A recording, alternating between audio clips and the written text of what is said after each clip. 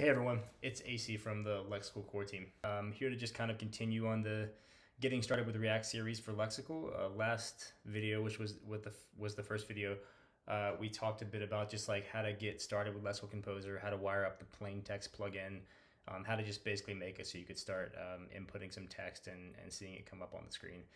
And so in this video, I'd like to elaborate a little more on that and try to start getting us more towards how can we implement some rich text features, how do we configure the editor, particularly themes and node registration, some concepts like that. So we'll touch on a bit of that, and hopefully by the end we'll have an editor that has a couple of rich text features, and then we can build on that in future videos. So without further ado, let's dive in. Cool, so this is the glyph editor that we've been working with. Glyph is just a code name, random name for an editor. Nothing special there. So as you can see, we have the plain text plugin we added last time. We have history plugin, on change plugin. We don't need on change plugin, really. That was just a demonstration of how to set up a custom plugin. So let's get rid of that guy. We'll keep history plugin. That's what controls our undo and redo functionality, which you'd want for pretty much any editor. So let's keep that. We won't need this. So let's see. We don't need that anymore. Won't need that anymore. Cool. Okay. So a little bit of cleanup there. Looks like our editor's still working over here. So no worries there. Cool. So let's talk about how we would start adding some rich text functionality to the editor. So let's take a look at the docs. I think there is some information about adding rich text somewhere.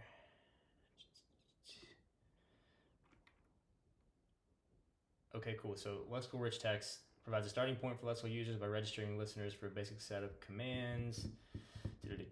Copy paste, selection with arrow keys, headings, formatted text, and block quotes. Cool. Okay, so that sounds like what we need. And so I think the first thing we're going to want to do is probably make sure I have this installed. Oh, you know what? I don't need to install it because it's a dependency of Lexical React. So we're going to use the Lexical React, the rich text plugin from Lexical React. So that's a downstream dependency we don't need to worry about. So we're good there. So all we need to do here should be change this to rich text plugin. So now instead of plain text plugin, we're importing rich text plugin. It has roughly the same interface. So let's go check out what the differences are here. So I can still type, that's sweet. Refresh the page, make sure we got our changes. Still type. If I do Command B, I get bold text, Command I, italic text. So it looks like we have some, is that additional functionality? Or would that work with plain text plugin? I'm just gonna double check here. Can't remember exactly how we deal with those styles. Yeah, it doesn't work with plain text plugin. Yeah, so we don't have the command listeners wired up. So you can see, like, if you use plain text plugin, I'm hitting Command B, Command I, which are the Mac shortcuts for adding bold and italic styles to text. So you can see how it worked with the rich text plugin. When I change back to plain text plugin over here, then it doesn't work because we don't have Lexical. What's one of the things rich text plugin is doing, as the documentation kind of stated, is wiring up command listeners. So it's registering command listeners so that Lexical knows when you hit this key combination, Command B or Command I, for instance, to do a certain set of operations. In this case, applying bold or italic formatting to the text. And so plain text plugin doesn't register those command listeners, so that's why you're not seeing that happen. I couldn't remember for a second if we included that functionality in plain text or not, so that's why I had a bit of just had to remember exactly what's going on there. So yeah, let's go back to rich text plugin, get rid of plain text plugin, double check this, make sure it works the way I think. Command B, Command I. Oh, I don't know what that is.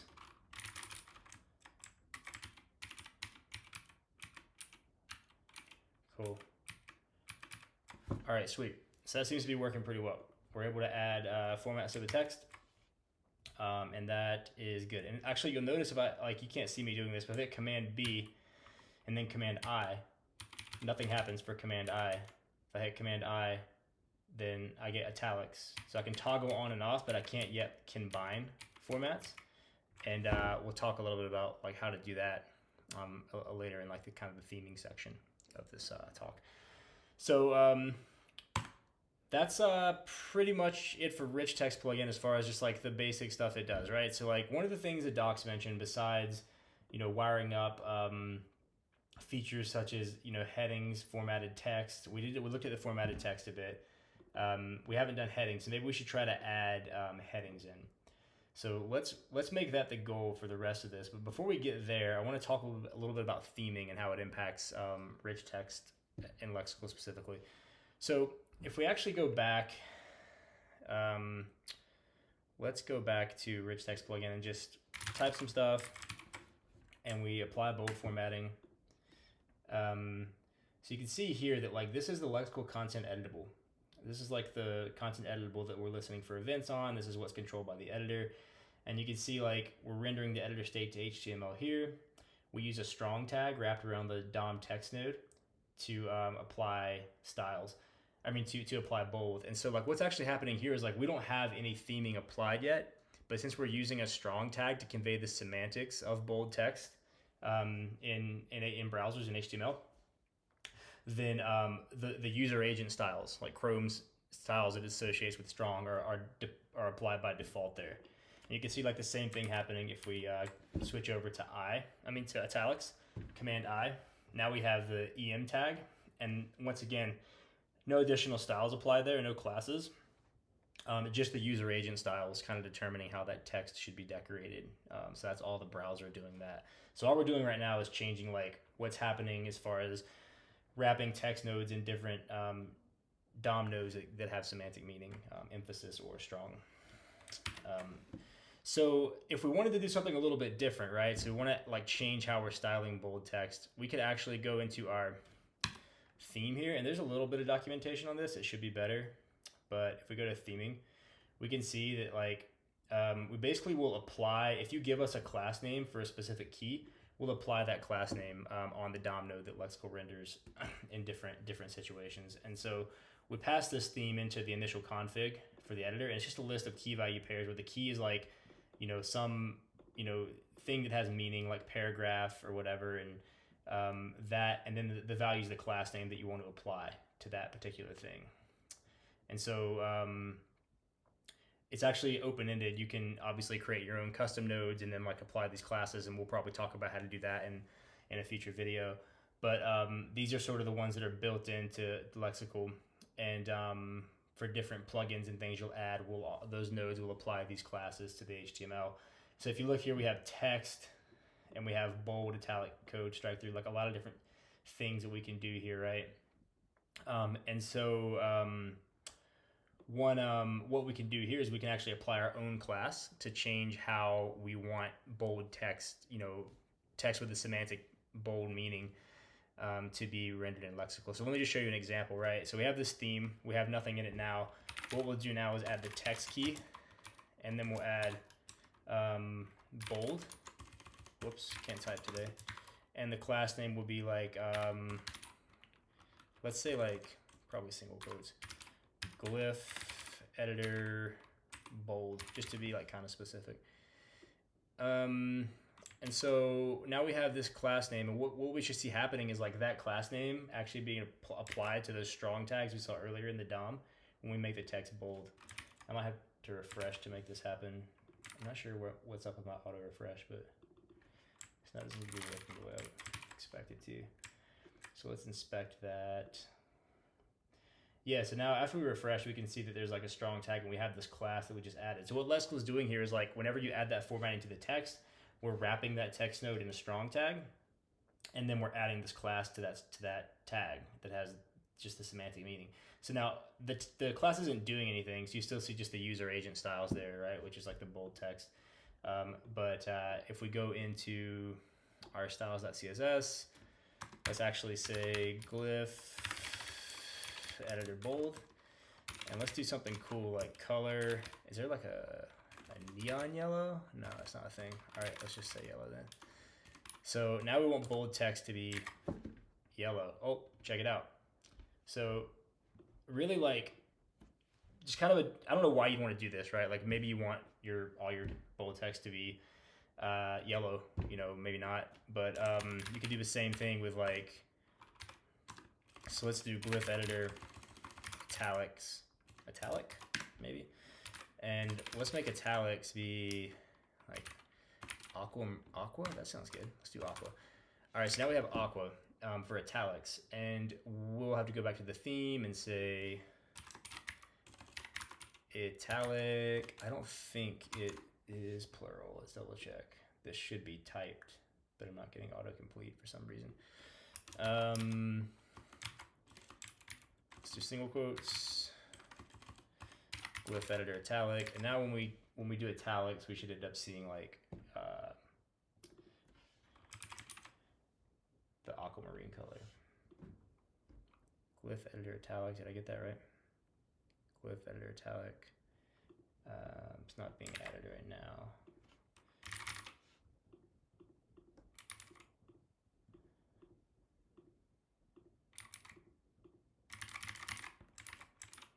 There we go. Now we have the aqua color in there. And you can see the class being applied.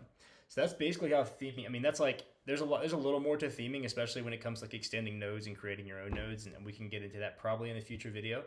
But that's kind of like the basics of theming. You can actually just kind of look at how, you know, what themes are, or you can look at what classes are being applied to different nodes. I'd like to do some better documentation around like which of the keys in here are being applied to like which node types in Lexical. But this is essentially how it works, and like it's pretty straightforward. I mean, you can guess most of it. So like, you know, OL and UL for lists, and like, you know, headings, different levels, and quotes and paragraphs and all that stuff. So that's pretty straightforward. But that's how theming works. And so as we talked about earlier, let's see if we can figure out something a little more complicated that combines a few different concepts. So let's add support for headings and in our rich text editor. So as we talked about kind of in the documentation, they're like RichTextPlugin adds support for heading nodes. And what we really need is a way to import those. To insert those into the editor. Like right now, we don't have any commands that would allow us to do that, right? So there's no like for instance with bold, we're listening for command B, and that's something the RichTextPlugin is doing.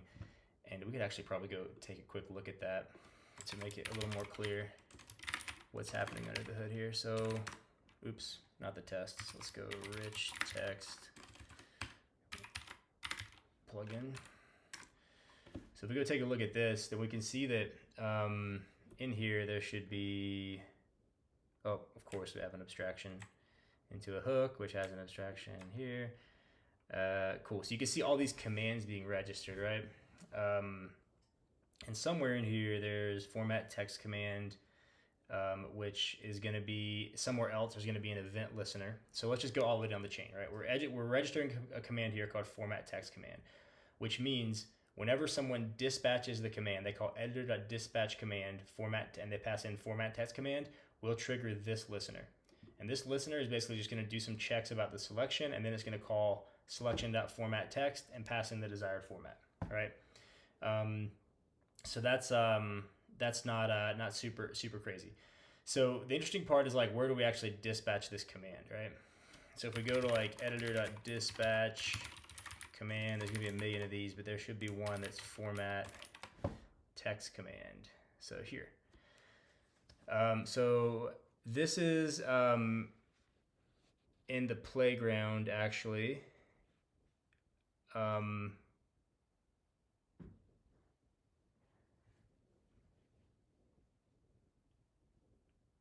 I would have expected to see this somewhere in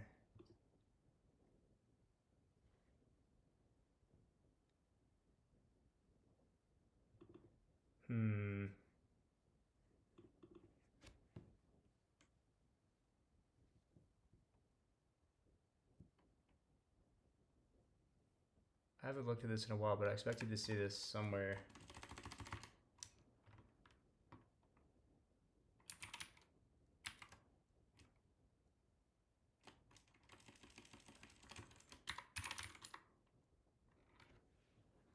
here, lexical events, right? Why did I not get hit on this before? I guess I wasn't including. Oh, because we abstracted over dispatch command, or like we're importing it directly because we're in the core library probably. Yeah, so anyway, my mistake. But yeah, so that's in a little different spot. So this is just dispatch command. It looks like we're importing it directly from the core here instead of using the method on the editor. And that's why I didn't find it with my original search. But yeah, so this is basically like, this is called lexical events. This is a file that exposes a basically like setup for a whole bunch of different user events. And one of those, and like just kind of like sets up DOM event listeners for those so that we can respond basically usually by dispatching lexical commands and doing other things in the editor. So what we're actually doing is like, if we look down, where are we here? So this is on before input, which I'm guessing is running on before. I think it's running on before input. We have a switch on the input type, which is something we get from the DOM event. And then if the event type is format bold, then we dispatch that format text command with bold as the payload. That's the format. And if you remember, if we go back here, or was it here? Yeah, this is where so this is like that dispatching that command here is causing this command listener, which is registered by RichTextPlugin, to run. And that's what's then calling selection.formatText and actually causing Lexical to make the update to the state that formats the text to bold. And so we're going from like registering an actual DOM event listener here to dispatching the command here to listening for it here, and then executing selection.formatText, which is, has the complicated logic involved in actually like adding that format in all the different scenarios that you could add that format in, depending on what you have selected. So this is a little more complicated, but that's basically how you're going from like user hitting command B to DOM event being dispatched to lexical command being dispatched to like lexical state being updated, and then the state being rendered to the DOM, and your class being applied, right, to kind of bring it all full circle. So that's how that works in lexical. So what we don't have is there's no keyboard shortcut that I'm aware of, at least, for adding a heading that we register by default. And so we need, while we can add bold by default, because we just include that with RichTextPlugin via command B, we don't do the same for heading. So you need you need to listen for some user event, and then either dispatch the appropriate command or like just insert the heading yourself in response to that. And so I'll kind of give you an example of how we can do that. But the first thing we need to do is we have to, anytime you add a node type in Lexical, you have to register it on the editor, except for the core node types. That's why we didn't have to do it for PlainTextPlugin. So it's not necessary for PlainTextPlugin because it uses just the nodes in the core library. If you wanted to add more functionality on top of PlainTextPlugin, say you wanted to add headings, a heading plugin or something, add heading support, you would need to register heading node or some other node to handle headings. And so we can do that here in our initial config. We can add in a list called nodes, and we can actually import heading node from somewhere, lexical rich text. Yeah, I guess that's what we want to do. And I might have to install that package. Anyway, okay, so we'll see how that goes. But yeah, we have to register heading node. And if we go take a look at heading node, this is actually just like the node. We won't go too deep into this right now, but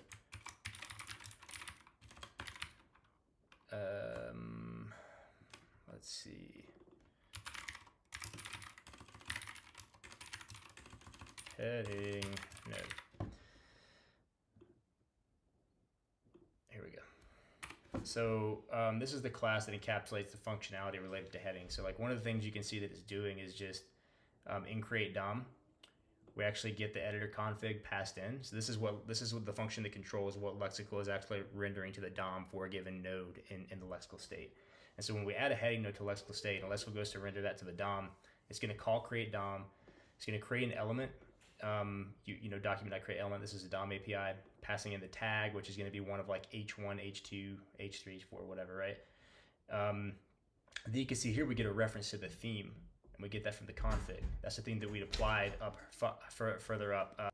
Right. So this is the theme that we applied or that we set up earlier in our config. We're getting that in the create DOM, and then we can actually, you see, we're grabbing. This is in the core, but we're grabbing the heading key, so the class name associated with the heading key, and then we're just adding that to the DOM element that we're returning from this function, and that's essentially how it all works. And so that's one of the things we're doing in the heading node. Other things we're doing are like setting up import DOM. This is determining like which when you like paste HTML, for instance, or deserialize HTML in general using one of our functions. This is determining like which DOM nodes this node is saying I can handle H1, H2, H3, these different like HTML tags, right?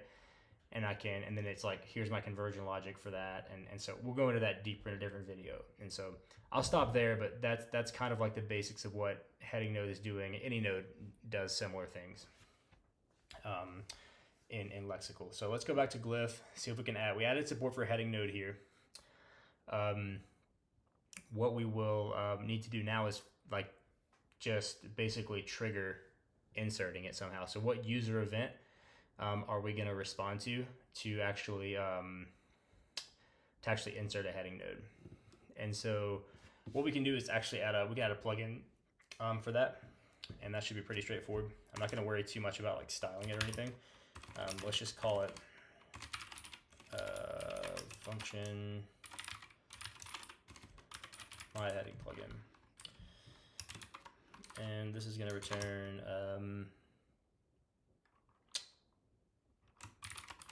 we're going to actually return a React node from this. So for now, let's return null, but we're going to change that in a minute. So what I'm thinking here is we're going to make a button. This is just the dead simplest thing you can do, and it doesn't really even make sense for like a lot of editors probably, but for right now, we're just going to make a button that inserts a heading node that has a specific, like some specific content. So it's not like select something and convert it to a heading. It's simpler than that. It's just like, we'll insert a heading node that says like hello world or something like that, right? So it'll be pretty simple, and then we can kind of expand on that example in future videos or as we move forward. So say you have like a heading plugin here, or just a plugin, a React component. What we would do here is then we want to listen for a specific DOM event. So we're going to listen for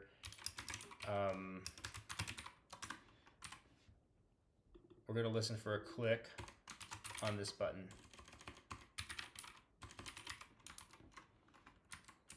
And then it'll just be like,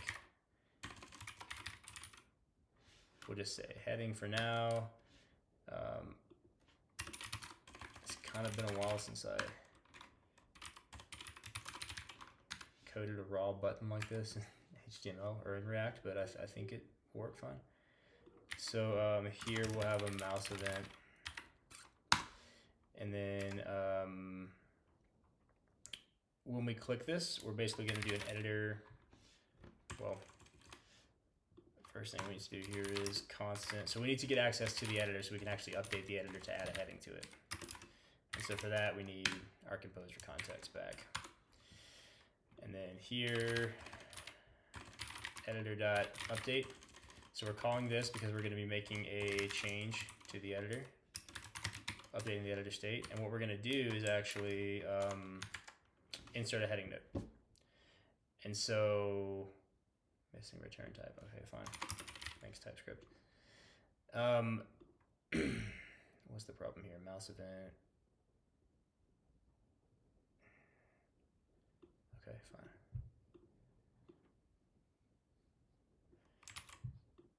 It can be that.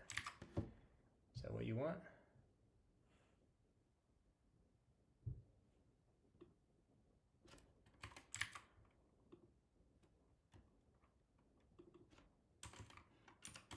Okay, I'm actually not sure what TypeScript wants from me here.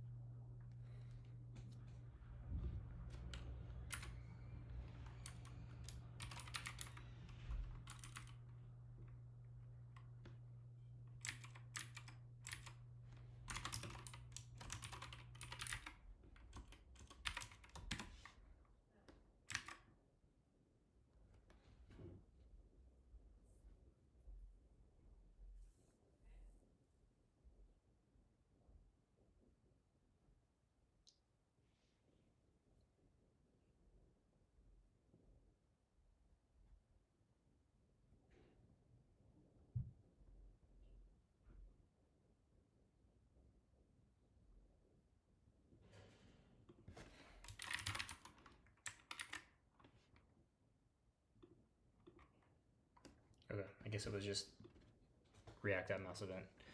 Anyway, so we add a click handler there, and then we're just gonna do get root, which gets us the root of the editor.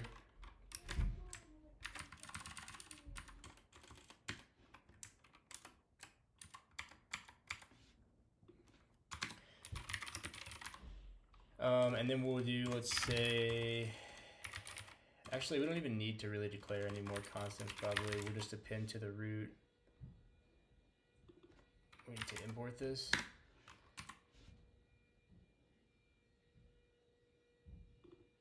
Get. There we go, okay. So let's say, so we'll create a heading, we'll import create heading node from Lexical rich text. That's gonna like create a heading node. Let's make it an H1.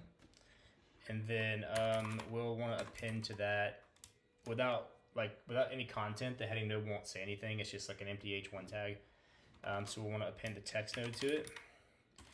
And like I said, for now, we're just gonna kind of hard code the values. So it'd be create text node,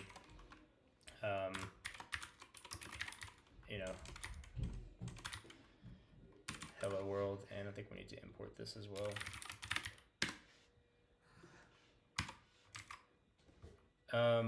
So then, now that we have this plugin made, all we really should need to do is we're gonna have to position this button probably to make it look sane. And then once we click it, we should actually see the heading node get added into the editor. So let's say, what is it, my heading plugin? Let's add that to our Lexical Composer children. Now we have this heading button here. Looks like that's kind of wrought havoc with our styling a little bit. I'm able to fix that by just going over to our styles. Wait, where is the styling for the app itself? Here, where's the placeholder style? Okay, so I think what's wrong is we probably just need to go, it's expanded the height of the parent container. So let's go 48. Okay, so now we're good. Like we have the placeholder. Still not quite right, but let's go by 8s again, like 56. Looking better.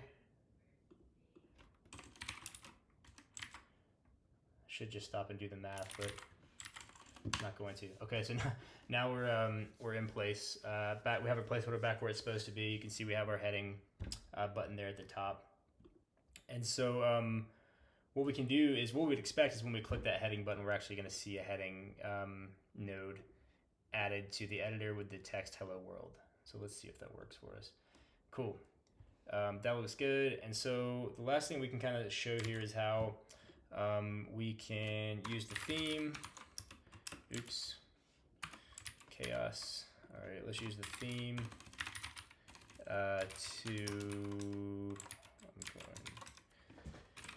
to actually add a class here. Let's go glyph editor h1. Save that. Space there. So let's go to our styles.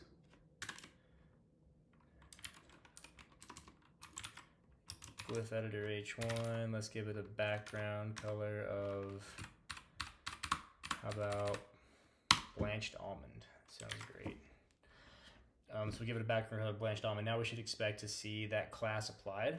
I have to refresh, and then let's see the class applied to the heading, and we should see that blanched almond color for all of our headings in the background there.